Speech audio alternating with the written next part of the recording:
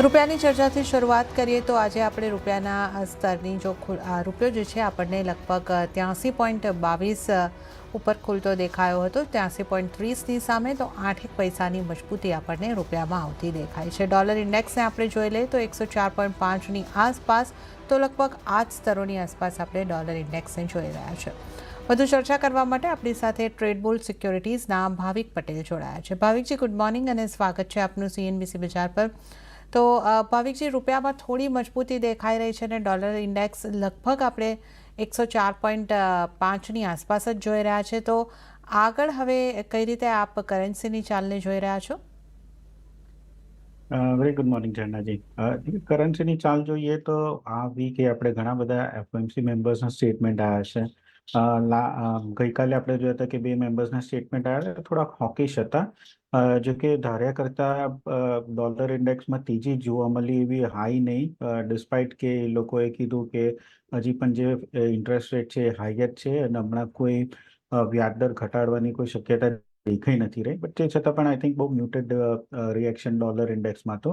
અને આપણે રૂપિયામાં પણ જોઈએ તો રૂપિયામાં પણ આઈ થિંક થોડુંક મજબૂતી તરફ જ કારોબાર જોવા મળે છે. આઈ થિંક FIની જે સેલિંગ જે છે ઇન્ડિયામાં એ થોડીક 1-2 દિવસથી ઓછી થઈ છે, એટલે એના લીધે પણ થોડોક સપોર્ટ મળ્યો છે રૂપિયામાં. અને આગળ જતાં આઈ થિંક જે ઇલેક્શનનો આઉટકમ આવવાનો છે એનાથી પહેલાં પણ થોડુંક આપણે જોઈ રહ્યા છે કે રૂપિયો જે છે એમાં પણ થોડી તેજી તરફ જ થઈ રહ્યો છે. મને લાગે છે કે એટલીસ્ટ 83.15 થી 83.10 સુધી જોવા મળી શકે છે. અને જ્યાં સુધી ઇલેક્શનનો આઉટકમ ન થતું ત્યાં સુધી કોઈ મેજર મને લાગતું નથી કે કરન્સી વીક થાય. તો આઈ થિંક સેલ ઓન રાઇઝની રણનીતિ રાખવી જોઈએ 83.30ની આસપાસ, 83.10ના ટાર્ગેટથી અને 83.40નો સ્ટોપ લોસ રાખી શકાય. ઓકે, તો રૂપિયો ઇલેક્શન રિઝલ્ટ સુધી આપણને થોડો મજબૂતી તરફ જ રહેતો દેખાઈ શકે છે. તો 83.10ના ટાર્ગેટ આપણે અહીંયા આગળથી રૂપિયાની અંદર બનતા જોઈ શકીએ છીએ. તો આપણે ખાસ કરીને USD INRની ચર્ચા કરી છે.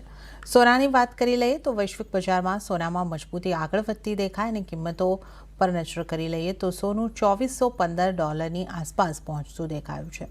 સ્થાનિક બજારની આપણે વાત કરીએ તો 73,750ની આસપાસ કિંમતો પહોંચતી જોવા મળી રહી છે. તો જે ઉપલા સ્તરોની આપણે વાત કરીએ ત્યાંથી થોડી નરમાશ, પણ લગભગ ઉપલા સ્તરોની આસપાસ કોમેક્સ ઉપર 2400ની ઉપર જ સોનાની અંદર કારોબાર યથાવત છે. જ્યારે જ આપણે MCXની વાત કરીએ તો 73,750ની આસપાસ આપણે કારોબાર જોઈ રહ્યા છે. ભાવિકજી, સોનાને તમે કઈ રીતે હવે જોઈ રહ્યા છો? કારણ કે આપણે જે રીતે વાત કરી કે ફેટના મેમ્બર્સના સ્ટેટમેન્ટ, હવે આજે મોડી રાત્રે આપણે ફેટ્સની મિનિટ્સ પણ આવતા જોઈશું. તો એના પહેલાં એક નાની રેન્જમાં કારોબાર રહેશે. કેવી રીતે આપ સોનાને જોઈ રહ્યા છો? આઈ થિંક સોનાનું માર્કેટ ઘણું બધું ડિસ્કાઉન્ટ કરી ચૂક્યું છે કે આ વર્ષમાં મે બી એક જ રેટ કટ આવે. કારણ કે આ વીક પણ આપણે જોયું કે ઘણા મેમ્બર્સ જે છે એ લોકો પણ હોકિશ સ્ટેટમેન્ટ આપ્યા છે. ઇનફેક્ટ જે એક્સપેક્ટેશન છે રેટ કટનું એ પણ આઈ થિંક સપ્ટેમ્બરમાં થવાનું છે એવું દેખાઈ રહ્યું છે કે મે બી નવેમ્બરમાં થઈ શકે છે. બટ તે છતાં પણ આપણે જોયું કે જે ગોલ્ડ છે એમાં કોઈ મોટું કરેક્શન નથી આવી રહ્યું. ઓફકોર્સ રેકોર્ડ હાઈથી થોડી નફા વસૂલી જરૂરથી જોવા મળી શકે છે ને એ જ આપણે જોઈ રહ્યા છીએ કે જ્યાં કરેક્શન જે છે બહુ શેલો દેખાઈ રહ્યું છે. ઓવરઓલ હજી પણ આપણે જોઈએ તો આઈ થિંક જે સેન્ટ્રલ બેંક તરફથી જે બાઇંગ છે એ બહુ જ સ્ટ્રોંગ છે, એટલે એના લીધે પણ એક ગોલ્ડને સારો સપોર્ટ મળી રહ્યો છે. સેકન્ડ આપણે જોઈએ તો જે US જે છે એ પણ ટેરિફ જે છે નવા એડિશનલ ચાઇના તરફથી ચાઇના ઉપર મૂકવાનું છે, તો એના લીધે પણ થોડુંક જીઓપોલિટિકલ કન્સર્ન્સ વધી શકે છે.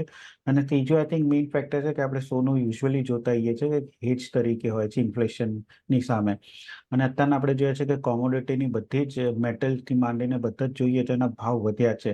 તો એ ભાવ વધ્યા છે તો આગળ જતાં મોંઘવારી પણ વધવાની, અને મોંઘવારી વધશે એટલે એની સામે હેજ કરવા માટે ગોલ્ડનું જે છે એ પ્રાઇસીસ ઉપર જ આવશે.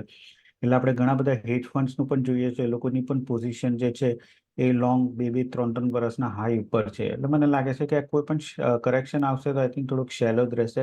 અનલેસ એન્ડ અનટિલ માર્કેટને લાગે છે કે આ વર્ષ કોઈ રેટ કટ નહીં આવે તો જ મને લાગે છે કે કોઈ મેજર કરેક્શન આવી શકે છે. અધરવાઇઝ બાર ડિપ્સની સ્ટ્રેટેજી રાખવી જોઈએ. આજના દિવસ અરાઉન્ડ 73,600ની આસપાસ સોનું આવે છે તો લોંગ કરી શકાય છે 74,000ના ટાર્ગેટથી, અને સ્ટોપ લોસ રાખી શકાય 73,400. ઓકે, તો સોનાને બધા જ ફેક્ટર્સ આપણે જે વાત કરી સપોર્ટ કરતા દેખાઈ રહ્યા છે. તો અહીંયા આગળથી સલાહ તમારે માટે જે બની રહી છે, થોડા ઘટાડે ખરીદી કરીને સોનાની અંદર ચાલી શકો છો. 73,600ની આસપાસ ખરીદી કરો 74,000ના ટાર્ગેટ માટે સ્ટોપ લોસ 73,400નો રાખવાનો રહેશે. તો સોનામાં ખરીદી કરીને ચાલવાની સલાહ.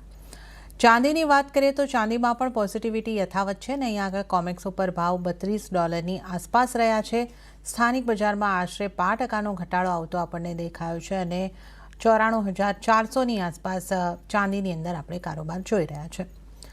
ભાવિકજી, ચાંદીમાં પણ આપણે એક સારી એવી રેલી આવતા જોઈએ અને મે મહિનાની જ આપણે વાત કરીએ તો લગભગ 15% જેવી ચાંદીની કિંમતો આપણને વધતી દેખાય છે. તો અહીંયા પણ ઉપલા સ્તરેથી થોડી નફા વસૂલી દેખાય છે, પણ આ પણ એક માઇનર કરેક્શન રહેશે. કઈ રીતે તમે જોઈ રહ્યા છો અને ચાંદીમાં આપનો વ્યૂ કઈ રીતે બની રહ્યો છે? આઈ થિંક આ વર્ષ એટલે આ મહિના આપણે ફાઇનલી જોયું કે જે સિલ્વર જે છે કેચઅપ કરી રહ્યું છે ગોલ્ડ, અને છેલ્લા 11 વર્ષથી આપણે જોયું તો કે $30 જે છે હર્ડલ બ્રેક નહોતું કરતું, અને જ્યારે બ્રેક કર્યું ત્યારે આપણે તરત જ જોયું કે $33-34 સુધી જઈ આવ્યું હતું. અને ઇનફેક્ટ એમસીએક્સમાં આપણે જોઈએ તો 2 થી 3 દિવસમાં નવા ઓલ ટાઈમ હાઈનો જ ટ્રેડ પાડ્યો હતો.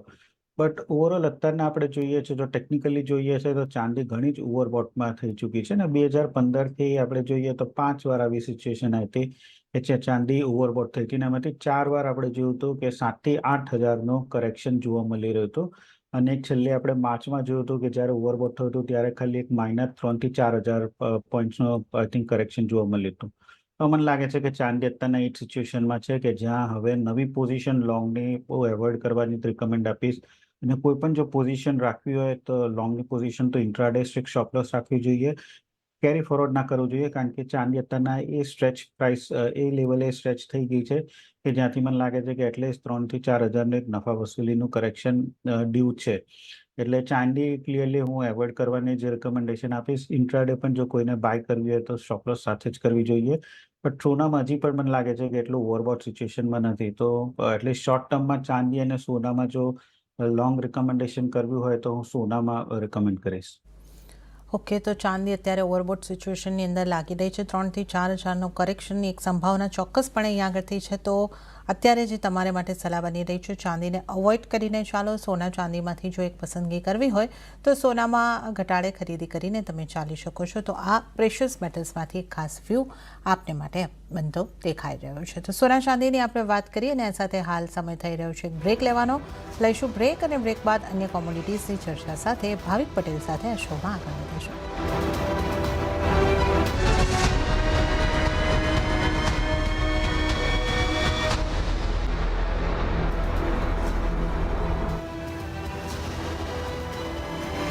વિરામ બાદ કોમોડિટી લાઈવમાં આપનું સ્વાગત છે અને આપણી સાથે આજે ચર્ચાની અંદર ભાવિક પટેલ જોડાયેલા છે. મેટલ્સના કારોબારની આપણે ચર્ચા કરી લઈએ તો સ્થાનિક બજારમાં મેટલ્સ તરફથી મિશ્ર સંકેતો મળતા દેખાયા છે. શરૂઆતી કારોબારમાં એલ્યુમિનિયમની અંદર તેજી સાથેનો કારોબાર જોવા મળ્યો, જ્યારે કોપરમાં થોડું દબાણ રહ્યું. ઝિંકની આપણે વાત કરીએ તો ત્યાં આગળ એક ફ્લેટ ટુ પોઝિટિવ કારોબાર થતો દેખાઈ રહ્યો છે. વૈશ્વિક બજારની વાત કરીએ તો કોપર અને એલ્યુમિનિયમની કિંમતો રેકોર્ડ સ્તરની આસપાસ કારોબાર થતો દેખાઈ રહ્યો છે અને આ જ સ્તરો ઉપર વૈશ્વિક બજારની અંદર કિંમતો યથાવત. ભાવિકજી, કઈ રીતે ખાસ કરીને આપણે મેટલ્સમાંથી કોપરને જોવું જોઈએ, કારણ કે કોપર રેકોર્ડ સ્તરની આસપાસ છે, તો હજી આગળ તેજી બની શકે કે જે ચીનના હાઉસિંગ ઇન્વેન્ટરીની અંદર વધારો આવ્યો છે એને કારણે માંગની ચિંતા બનશે અને થોડું દબાણ આવી શકે? આઈ થિંક ડ્યુ જરૂર છે કોપરની પ્રાઇસીસમાં, કારણ કે આપણે જોયું કે છેલ્લા 2 મહિનામાં 17 થી 18%નું રિટર્ન કોપરમાં જોવા મળ્યું હતું. અને આઈ થિંક એક બેઝ મેટલ માટે આટલું મોટું રિટર્ન એ ઘણું આઈ થિંક વધારે ઓવરસ્ટ્રેચ કહી શકાય છે. મેઇન તો એનું રીઝન છે કે ડિમાન્ડ સપ્લાયનું ઇમ્બેલેન્સ છે. સેકન્ડ આપણે જોઈએ તો હાઉસિંગ સેક્ટરને રિવાઇવ કરવા માટે ચાઇનાએ લોંગ ટર્મ 1 ટ્રિલિયનની બોન્ડે બહાર પાડ્યા હતા, અને પછી પ્રોપર્ટી સેક્ટર માટે જે ઇન્ટરેસ્ટ હતું એ પણ થોડું ઓછું કર્યું હતું. બટ અત્યારના હવે એ ઇસ્યુ થઈ રહ્યો છે કે આટલા બધા હાઈ પ્રાઇસીસ પર જે ડિમાન્ડ જે છે એ ડિસ્ટ્રક્શન થઈ રહ્યું છે, કારણ કે આટલા હાઈ પ્રાઇસીસ ઉપર જે કન્સ્ટ્રક્શન એક્ટિવિટીઝ જે છે જેમાં કોપરનો યુઝ થાય છે એ હવે થોડુંક સ્લો થઈ જશે. એટલે આપણે જોઈ રહ્યા છે કે આઈ થિંક અહીંયાથી હવે સ્લાઇટ કરેક્શન પણ આવી શકે છે. ઓલ્ધો આપણે એલએમઈમાં જોઈએ તો ઇન્વેન્ટરી સતત ઘટી રહી છે, બટ એ તમને લાગે છે કે આટલી પ્રાઇસીસ જે છે એ સસ્ટેનેબલ નથી. અહીંયાથી જરૂરથી એક કરેક્શન જરૂરથી આવી શકે છે. એટલે કોપરમાં હું સેલની રિકમેન્ડેશન આપીશ અરાઉન્ડ 930. નીચેનો ટાર્ગેટ રાખી શકાય છે 917નો, અને સ્ટોપ લોસ રાખી શકાય 935નો. બટ એની સામે એલ્યુમિનિયમ જોઈએ તો યુઝ્યુઅલી એક કોપર એક ગુડ કંડક્ટર ઓફ ઇલેક્ટ્રિસિટી છે, અને એની આપણે સામે જોઈએ તો એક એલ્યુમિનિયમ છે કે જે તો હજી પણ સસ્તું છે. એટલે આઈ થિંક ઘણા બધા જે પ્રોડક્ટ્સ જે છે કે જે કોપરને યુઝ કરી રહ્યા છે એ લોકો શિફ્ટ થશે એલ્યુમિનિયમ તરફ, કારણ કે એલ્યુમિનિયમ અત્યારના હજી પણ પ્રાઇસીસ ઓછું છે. એટલે જ આપણે એટલીસ્ટ છેલ્લા 3-4 દિવસમાં જોયું છે કે એલ્યુમિનિયમના ભાવ પણ સારા એવા તેજી થયા છે, અને આઈ થિંક એલ્યુમિનિયમ હજી પણ મને લાગે છે કે આ જે તેજી છે એ હજી પણ આવી શકે છે 255 થી 256 સુધીનું. એમાં મને લાગતું નથી કે કોઈ હજી મેજર કરેક્શન આવે, કારણ કે પ્રાઇસીસ હજી પણ ઓવરસ્ટ્રેચ નથી. તો એલ્યુમિનિયમમાં મારે બાયને રિકમેન્ડેશન હશે અરાઉન્ડ 248, ટાર્ગેટ ઉપર રાખી શકાય 254નો, અને સ્ટોપ લોસ રાખી શકાય 245નો. તો એલ્યુમિનિયમમાં મારે બાયને રિકમેન્ડેશન હશે અને કોપરમાં સેલની રિકમેન્ડેશન છે. ઓકે, તો મેટલ્સ પૈકી ખાસ બે મેટલ્સ ઉપર તમે ધ્યાન આપી શકો છો. કોપરની અંદર સારી એવી મજબૂતી આવી ચૂકી છે. હવે અહીં આગળથી થોડું દબાણની સંભાવના બની રહી છે, તો કોપરની અંદર સેલ કરીને ચાલવાની સલાહ. ટાર્ગેટ 917ની આસપાસ બનતા દેખાઈ શકે છે. સ્ટોપ લોસ 935નો રાખો, તો કોપરમાં સેલ કરવાની સલાહ અહીં આગળથી બનતી દેખાઈ રહી છે. અને સાથે જ એલ્યુમિનિયમની અંદર ખરીદારીની તક તમને મળી શકે છે. એલ્યુમિનિયમને 248ની આસપાસ ખરીદો, ટાર્ગેટ 254 સુધી બનતા દેખાઈ શકે છે. સ્ટોપ લોસ 245નો રાખો. તો આ આપણે ખાસ કરીને મેટલ્સની વાત કરી છે. હવે ક્રૂડની પણ જો વાત કરી લઈએ તો ક્રૂડ ઓઇલમાં દબાણ આગળ વધતા બ્રેન્ટના ભાવ $83 નીચે આવ્યા છે. નાઇમેક્સ ક્રૂડમાં પણ $89 આસપાસ કારોબાર થતો દેખાઈ રહ્યો છે. ઇનફેક્ટ $78 નીચે આપણે સરકતા જોઈ રહ્યા છે કિંમત, અને નાઇમેક્સ ઉપર 77.99 પર અત્યારે આપણે કિંમતો પહોંચતી જોઈ રહ્યા છે. બ્રેન્ટ પર $83 નીચે કારોબાર પહોંચી ચૂક્યો છે, અને સ્થાનિક બજારમાં લગભગ 6,500ની આસપાસ આપણે કારોબાર જોઈ શકીએ છીએ. તો સ્થાનિક બજારમાં પણ 1% દબાણ બનવા જઈ રહ્યું છે. તો વાસ્તવમાં યુએસમાં ઊંચા દર રહેવાની આશંકાને કારણે માંગ ઘટવાના દરથી કિંમતોની ઉપર અસર દેખાઈ રહી છે. ભાવિકજી, કઈ રીતે તમે અહીંયા આગળથી ક્રૂડને જોઈ રહ્યા છો? દબાણ કન્ટિન્યુ થઈ રહ્યું છે, જીઓપોલિટિકલ ટેન્શન્સ છે છતાં પણ આ દબાણ કન્ટિન્યુ થઈ રહ્યું છે. તો કયા સંકેતોની અસર અહીંયા આગળથી આવી રહી છે, ખાસ કરીને ક્રૂડ ઉપર, અને આગળ આપ ક્રૂડમાં કયા લેવલ્સ જોઈ રહ્યા છો? I think major negative factor ક્રૂડમાં જોઈએ તો ડિમાન્ડનું છે. યુએસ તરફથી આપણે જોઈએ તો ડિમાન્ડ જે છે બહુ જ ઓછી છે. In fact holiday weekend, memorial weekend એ લોકોને સ્ટાર્ટ થાય ત્યાંથી એક ડ્રાઇવિંગ સિઝન સ્ટાર્ટ થાય છે. એટલે યુઝ્યુઅલી આ સમરમાં યુએસ તરફથી ડિમાન્ડ વધારે હોય છે. એ લોકોનું ઇન્ડિપેન્ડન્સ ડેનું વીકેન્ડ પણ આવે છે. બટ આ વખતે જોઈએ તો ક્રૂડની ડિમાન્ડ ત્યાં ઓછી છે. ઇનફેક્ટ યુરોપમાં પણ જોઈએ તો જે શેડ્યુલ મેન્ટેનન્સ એ લોકોની રિફાઇનરીઝનું હતું એ પતી ગયું છે, અને હવે રિફાઇનરી સ્ટાર્ટ થઈ છે. બટ તે છતાં પણ ડિમાન્ડ નથી આવી રહી, કારણ કે લોકો પાસે પહેલાં પણ ઇન્વેન્ટરી હતી. એટલે હાલ અત્યારના જે પ્રાઇસીસ આપણે સબડ્યુટ જોઈ રહ્યા છે એ એક જ છે કે ડિમાન્ડ અત્યારના છે આવી નથી રહી. સામે સપ્લાયની વાત કરીએ તો ઓપેક પ્લસે જે પ્રોડક્શન કટ કર્યું હતું વોલેન્ટરીલી, એ માર્કેટ હવે એક્સપેક્ટ કરી જ રહ્યું છે કે જૂનમાં એ લોકો એક્સટેન્ડ કરવાના છે ડિસેમ્બર સુધીનું. એટલે સપ્લાય જ્યાં સ્ટેડી છે ત્યાં ડિમાન્ડ થોડીક વીક દેખાઈ રહ્યું છે. અને જેમ તમે કીધું કે માર્કેટ પણ એ ધારી રહ્યું છે કે હમણાં કોઈ રેટ કટ થશે નહીં, એટલે એના લીધે પણ એક ડિમાન્ડ જે છે એ ઓછી થઈ શકે છે. આ બધા ફેક્ટર્સના લીધે આપણે જોઈ રહ્યા છે કે મેમાં ક્રૂડ 6500 થી 67 એક સીમિત રેન્જમાં ટ્રેડ કરી રહ્યું છે. એટલે આ વીકમાં આપણે જોયું છે કે 65ની નીચે જાય છે તો થોડુંક કવર જરૂરથી થાય છે. અને કારણ કે lower end of the range છે તો પ્રોબેબલી હું એકવાર લોંગ કરવાની જ રિકમેન્ડેશન આપીશ અરાઉન્ડ 6480ની આસપાસ. ઉપરનો ટાર્ગેટ રાખી શકાય છે 6580નો, અને સ્ટોપ લોસ નીચે રાખી શકાય 6440નો. ઓકે, તો ક્રૂડમાં મેઇન જે છે એ ડિમાન્ડ કન્સર્ન જે છે એ બનતા દેખાઈ રહ્યા છે, જેની અસર અહીંયા આગળથી આપણને આવતી દેખાઈ રહી છે. અત્યારે તમારે માટે જે સલાહબંધી દેખાઈ રહી છે 6480ની આસપાસ તમે ક્રૂડની અંદર ખરીદારી કરીને ચાલો. 6580નો તમને ટાર્ગેટ બનતા દેખાઈ શકે છે, અને સ્ટોપ લોસ જે તમારે ધ્યાને રાખવાનો રહેશે 6440 રાખવાનો રહેશે. તો આ ક્રૂડ ઉપર આપને માટે સલાહબંધી દેખાઈ રહી છે. આગળ આપણે નેચરલ ગેસની પણ વાત કરી લઈએ તો શરૂઆતી કારોબારમાં સ્થાનિક બજારમાં નેચરલ ગેસની કિંમતો લગભગ 2% જેટલી તૂટતી દેખાઈ, અને 218ના સ્તરની આસપાસ આપણે કિંમતો જોઈ શકીએ છીએ. કઈ રીતે ભાવિકજી હવે અહીંયા આગળથી નેચરલ ગેસને જોવું જોઈએ? ગઈકાલે લગભગ આપણે ખરીદારીનો માહોલ જોયો તો આજે આપણે ફરી પાછા 218 સુધી થોડા દબાણ સાથે કારોબાર થતા જોઈ રહ્યા છે. તો આગળ કઈ રીતની આપની સલાહ રહેશે નેચરલ ગેસ પર? નેચરલ ગેસમાં મને લાગે છે હવે થોડુંક સાઇડવેઝ જરૂરથી રહી શકે છે, કારણ કે 160 થી 230 આપણે વન વે રેલી જોવા મળી છે. ચાર્ટમાં પણ આપણે જોઈએ તો થોડુંક ઓવરબોટ સિચ્યુએશન જરૂરથી થઈ ચૂક્યું છે. એટલે મને લાગે છે કે એટલીસ્ટ હવે નવી તેજી પહેલા આઈધર થોડુંક કરેક્શન આવી શકે છે, અધરવાઇઝ સાઇડવેઝ રહી શકે છે. ફંડામેન્ટલ ફેક્ટર્સ આપણે જોઈએ તો હજી પણ થોડા પોઝિટિવ જ છે, કારણ કે ટેક્સાસ તરફથી આપણે જોઈએ તો ત્યાં થોડીક ગરમી આવી રહી છે અને એના લીધે ડિમાન્ડ જે છે એ થોડીક વધી શકે છે. પ્લસ આપણે સપ્લાય જે જોઈએ એ ત્યાં એ લોકો યુએસને વોલેન્ટરીલી એ લોકોએ કટ કર્યા છે, એટલે એના લીધે પણ સપ્લાય થોડી ઓછી છે.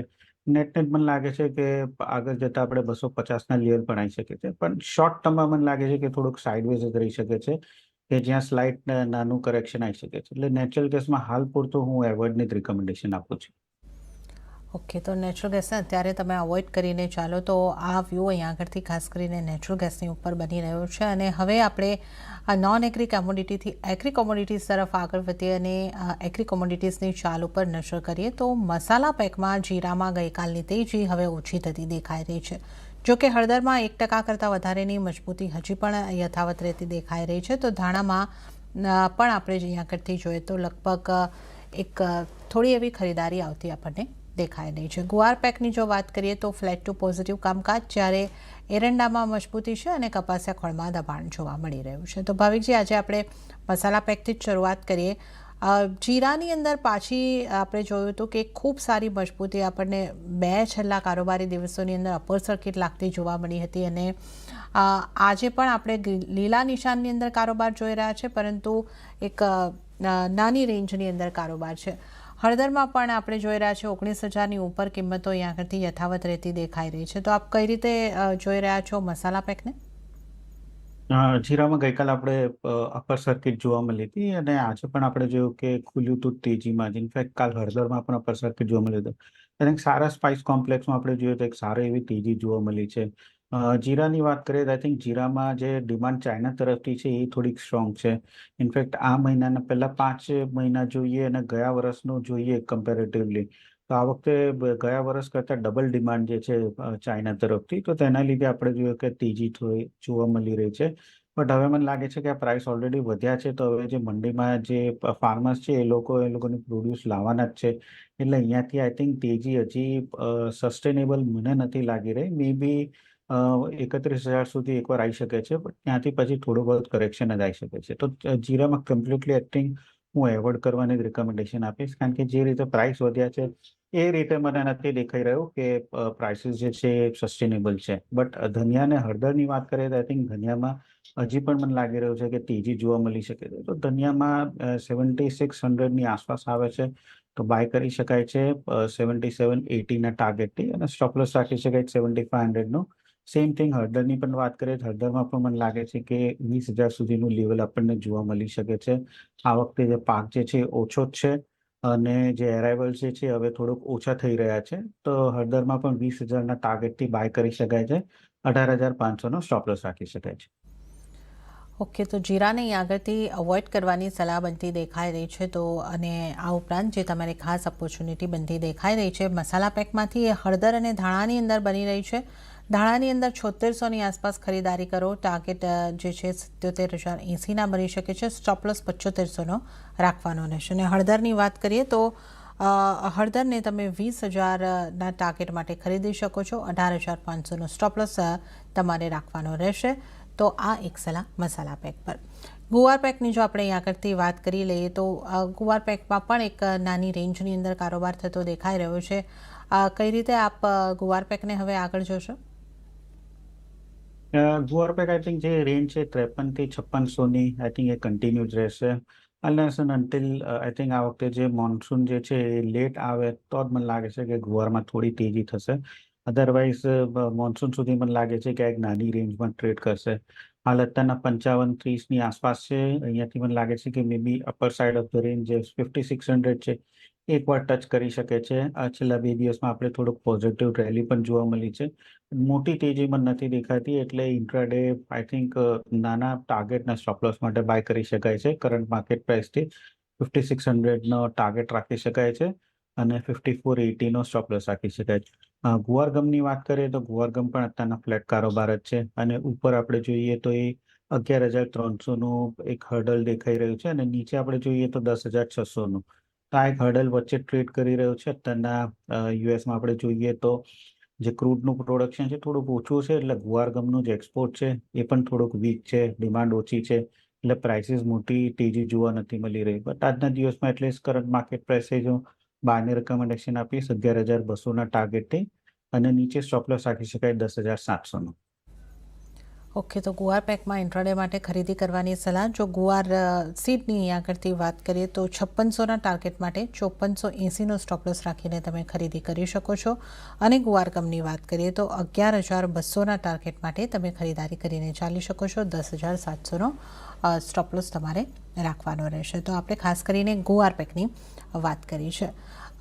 એરંડા કોકુળ અહીંયા આગળ કોઈ આપ ઓપોર્ચ્યુનિટી જોઈ રહ્યા છો ભાવિકજી? યસ, આઈ થિંક કેસ્ટરમાં હજી પણ મને લાગી રહી છે કે ઓપોર્ચ્યુનિટી છે.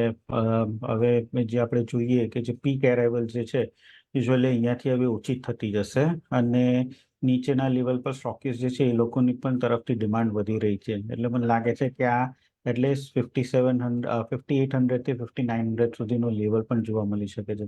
ઇન્ટ્રાડેમાં કોઈ બહુ મોટી મૂવમેન્ટ નથી આવતી, બટ યસ, પોઝિશનલી અહીંયાથી હું 5,600ના સ્ટોપ લોસથી બાયની રિકમેન્ડેશન આપું છું કરંટ માર્કેટ પ્રાઇસથી, અને ઉપરનો ટાર્ગેટ રાખી શકાય છે 5850નો.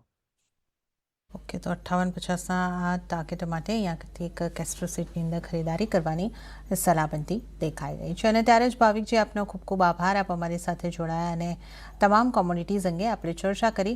આપનો ખૂબ ખૂબ આભાર. અને સાથે જ કોમોડિટી લાઈવમાં હાલ પૂરતું આટલું જ. હાલ મને આપશો રજા. આગળ મારા સહયોગી પ્રીતિ દલાલ આપને માટે બજાર હેલ્પલાઇન લઈને આવશે, પરંતુ આપનાથી રજા લેતા પહેલાં આપને ખાસ યાદ કરાવી દઉં કે CNBC આવાસ લઈને આવ્યું છે પ્રથમવાર એક અનોખો પ્રયોગ. વિશ્વના અને ભારતના માર્કેટ એક્સપર્ટ દ્વારા હવે શીખો કોમોડિટી ટ્રેડિંગ. આ સેમિનારમાં વરિષ્ઠોનું માર્ગદર્શન, નવા માર્કેટના ડાયનામિક્સ, કોમોડિટી ડેરિવેટિવ અને સિઝનલ ટ્રેડિંગ વિશે વાત કરવામાં આવશે. તો CNBC આવાસના કોમોડિટી ગુરુકુલના એક દિવસીય સેમિનારમાં ભાગ લેવા માટે આજે જ સ્ક્રીન પર આપેલી વેબસાઇટ પર જઈને રજીસ્ટર કરો અને શીખો કોમોડિટી બજારની તમામ વિગતો.